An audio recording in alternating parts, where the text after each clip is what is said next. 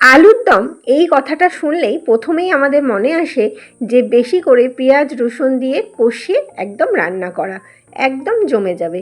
কিন্তু সেই আলুর দমই যদি নিরামিষের দিনে করতে হয় তখন তো আর পেঁয়াজ রসুন চলে না। কিন্তু যদি ওই স্বাদটাই এই নিরামিষ রান্নায় আনা যায়, এমনকি তার থেকেও যদি ভালো স্বাদ আনার হয়, তাহলে এই রান্নাটা একবার ট্রাই করতে পারো। আলুগুলো সিদ্ধ করে ভালো করে ছাড়িয়ে নিয়েছিলাম। এবার কড়াইতে বেশ কিছুটা হিং, গরম মশলা আর শুকনো লঙ্কা দিয়ে একটু ফোড়ন দিয়ে আলুগুলোকে ঢেলে দিয়েছিলাম।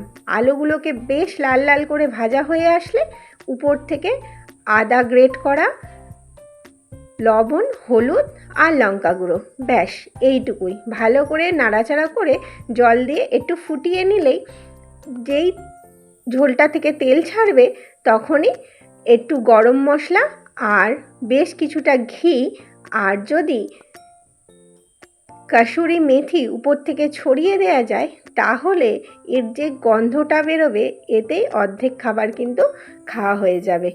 একবার অবশ্যই ট্রাই করো আর আমাকে কিন্তু জানাতে ভুলো না যে এই গরম গরম হিং আলুর দমটা খেতে কেমন হয়েছিল।